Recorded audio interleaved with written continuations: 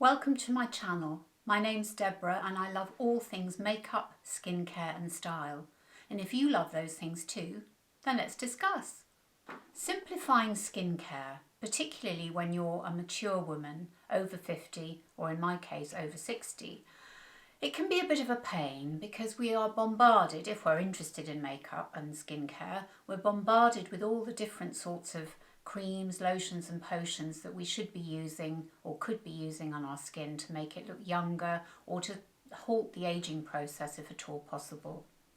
And I think I did buy in, and I still buy into the scientific methods or the scientific products, the products that have really been tested for their efficacy and have some science behind them. Those are the products that I'm particularly interested in. But I have found, because I'm allergic to retinol, and we'll go into that a bit later, I've had to really simplify, or I found that simplifying my regime has helped my skin and benefited my skin in terms of it not being angry, flaky, sensitive, sensitized. And I thought that it would be helpful perhaps to share what I'm actually doing at the moment and see whether that regime might suit some of you. So I'm going to start with my morning routine. So the first thing I do is I cleanse my skin, and I use, at the moment I'm using Cerave Hydrating Cleanser. I hope you can see that. Oops, let me just move it a bit closer to the camera. There you go. So I discovered this about, I don't know, 2 or 3 years ago, and it's really gentle. I'm not entirely sure what the ingredients are in it, but let's have a quick look. It says for normal to dry skin, and it's got 3 essential ceramides and hyaluronic acid. Now, as probably most of you know who are watching this, if you have discovered me, hyaluronic acid is a really good ingredient for keeping your skin hydrated. So the next thing I use after I've cleansed my face and wiped it with a microfiber cloth, I use this. And everything is in Japanese except that word premium. I don't know if you can see that. It's made by Hydrating. Now, I'm in the UK, and I think you can get, well, I know you can get the very similar. It's identical, it's just a different packaging, I think. Maybe identical, I don't know, it might not be quite. I'll link it down below for you anyway. All these products I'm talking about, I'll link down below for you.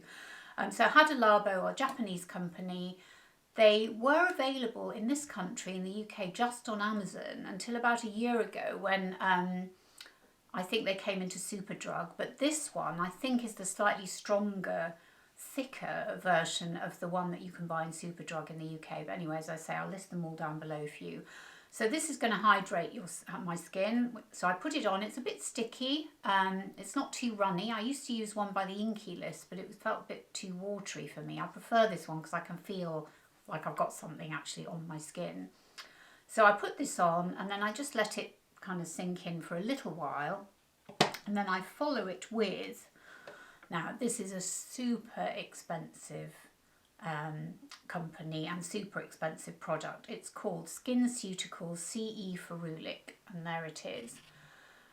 And it varies. I mean, I think the top end price in the UK is about £145, but I think you can get it in some places a little bit cheaper. But anyway, again, I'll link it down below for you. Now, that is a horrendous amount of money. And when I first saw that, I thought, oh my gosh, I can't possibly pay that for a skin cream or a skin serum in this instance. However, I have to say that the one I bought before, and I'll look it up and I'll try and let you know how long it lasted, but I think it was 9 months, my previous bottle. I've had this bottle, actually again, I'll have to look it up, can't remember how long I've had this one for. Sorry, my hair keeps falling in my face. I'm just going to put it behind my ear. But it does seem to last a very long time, and you just need a couple of drops. Now, I have it in your palm, and then I kind of pat it all over.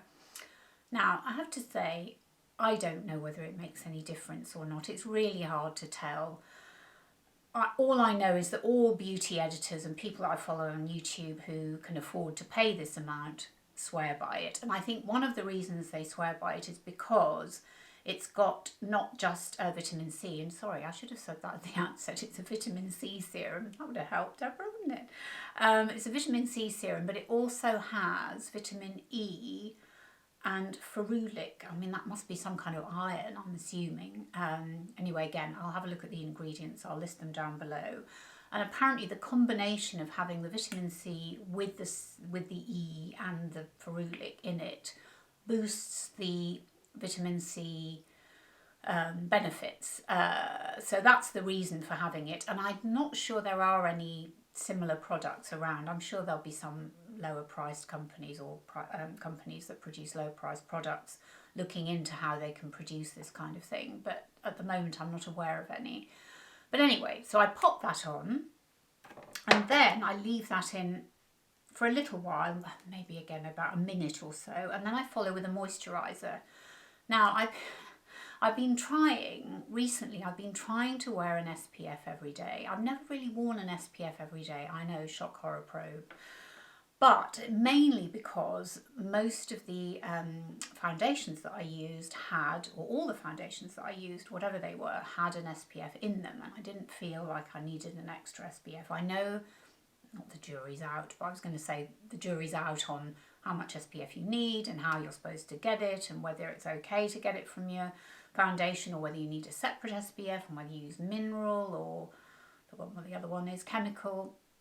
Anyway, I'm admitting that I didn't wear a separate SPF, but when I started wearing a foundation, it's only about, well, a few months ago, started wearing a foundation that had no SPF in it, which I really, really liked. I thought, okay, I'm going to bite the bullet. I'm going to try and find one that doesn't make my, isn't white and oily and revolting like one or two of the ones I've tried, even the high-end ones. So I have been using, helpfully, I haven't actually brought into my filming room, the one that I have been using, but it is a companion piece to the Cerave. So it's a Cerave SPF, and actually it's pretty good. It's a small tube, it's about sort of this size. Anyway, I'll link it down below for you. And it's been fine, it's been absolutely fine. Another one that I have used, which my daughter gave me actually, which is this one, which is the Inkylist SPF 30 sunscreen. That's a mineral, and it's that one there. And that's also fine. I think I slightly prefer the CeraVe. This is a little bit stickier, but it's fine, and they're both very reasonably priced. So I've been putting that on because I've been using a foundation without any SPF in it. But I think I'm not gonna probably stick to that all the time. But I don't know. As we're coming into spring, summer, I guess I probably ought to. But I think, one of the reasons that I probably haven't been as rigorous about wearing SPF as I should be perhaps is because I don't actually have any age spots. I've got all sorts of other bumpy stuff. I don't know if you can see. I'm going to drop in a picture a bit later of me without any makeup so you can see what I look like. But I've got all these delightful seborrheic warts or seborrheic chitoses or something they're called. As well as lots of moles, which I've always had. I don't think I've got any more moly as time has gone on. I've always been a bit moly, and my family down the line on my mother's side have always been like that, had moles. But I know there are older things that older people get, like this delightful thing. I don't know if you can see that there, that I think is one of those things. Anyway, so I haven't been as good as I should have been about SPF. However, I'm kind of getting there. I'm on the road to getting there. So anyway, so then I put my makeup on and off I go and all of that. And then at the end of the day, when I come back and I clean my face, this is what I'm using. So I start off either with the Clinique Take the Day Off, which I've almost run out of now actually. But that's quite expensive. It's about £26 in the UK, which is, it's quite pricey for something that really you're not keeping on your skin all that long. However, it does do the job and it takes your makeup off, at least for the first cleanse. And I do usually do a double cleanse. I'll come to that in a minute. But the other one that I'm really loving at the moment, which is much cheaper, is this Inkylist Oat Cleansing Balm, which a friend of mine put me onto recently, and I absolutely love it. In fact, it also says, apart from being a cleansing balm, you can actually leave it on as a kind of, what we used to call it back in the day, a face pack, which they now call a face mask. It was more like a pack, wasn't it? Because you used to get those ones where you couldn't move. You were talking like a ventriloquist because it was all coked on. Anyway, apparently you can use this as a face mask as well, which I haven't done. But it does feel really nice. And I was quite surprised. It's not too gritty or anything. And you can really get all your eye makeup off with it as well. And I tend to, you know, do this with it once it's on my face to loosen the mascara and what have you that's on my skin. So I do that and I clean it off with a microfiber cloth, which I really like using. Sometimes I use a flannel, it depends what's to hand, but usually it's a microfiber cloth. So I cleanse, and then I do another cleanse with this one that I talked about before that I do in the morning. Just a quick cleanse to make sure everything comes off and you know the cloth is clean after I've rinsed. So that's my cleansing. Now at the moment, because I'm not using a retinol or any other serum, but I will in the future, I'm sure, and in fact I'm looking forward to trying some things that have been recommended to me that I can try with my allergic skin. I actually just go back in with my hyaluronic acid, I pop that on, and then the only other thing I do is I do my Rapid Lash, which is this. I don't know if you can see that properly on the screen, but this has been amazing.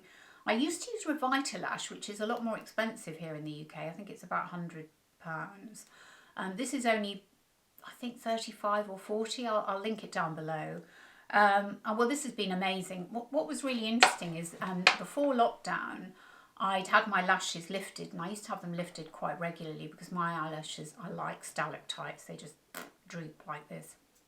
And they're dead straight and they're quite sparse and they never curled. And I used to use, you know, the heat of the... I actually bought a pair of heated eyelash curlers once to see if that works. I used to, before that, I used to heat them up with a hairdryer, and then, because, you know, I was thinking, well, the heat will help the eyelash to curl. Anyway, it was all a faff and a pain. So when I discovered lash lifting, I could have that at the beauty salon, and I had that. Anyway, obviously after the first lockdown that we had in March 2020, that was the end of that. So I thought, okay, I'll try a lash serum. But what was interesting was the lift seemed to stay. So since I've had that last lift, and it's well over a year ago now, I don't know whether it's because I'm using a lash growth serum, but my lashes are lifted and I don't need eyelash curlers, which is quite incredible, really. And I've tried all sorts of mascaras and stuff, and I'm always trying those. Who isn't looking for the Holy Grail mascara? That's another video. So anyway, so I put my Rapid Lash on, and that's it at the moment. So I will do another video about retinols because I have had experience with them and I just haven't been able to get on with them. And because I've got this allergy prone skin, I've been told, actually a dermatologist did tell me, even though I didn't listen to him, that I am allergic, or I will get an allergic reaction to retinol, and I think that's what's happened. Anyway, so at the moment, that is my regime. So the only other thing I put on my skin is this lactic acid from Sunday Riley. Now this is the American version. I was given this by a friend. I was given 3 little samples, and I gather that lactic acid is supposed to be better for you if you've got older skin than the British version that doesn't have lactic acid. It's got another acid that I can't remember the name of. I'll link it down below for you, just in case you're interested. And the one thing I do notice about this, I only put it on for say 15 minutes, maybe at the weekend, when I'm not in a hurry. I put it on, and when I take it off 15 minutes later, my skin definitely looks brighter. There's no doubt about that.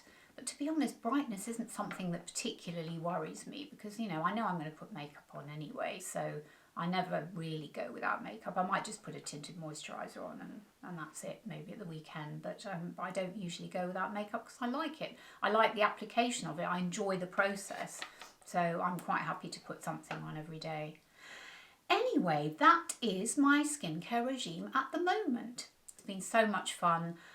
If you're interested in more of these types of videos, then please consider subscribing and hit the notification bell so you don't miss any of my upcoming videos. And I'll see you in the next one. Bye!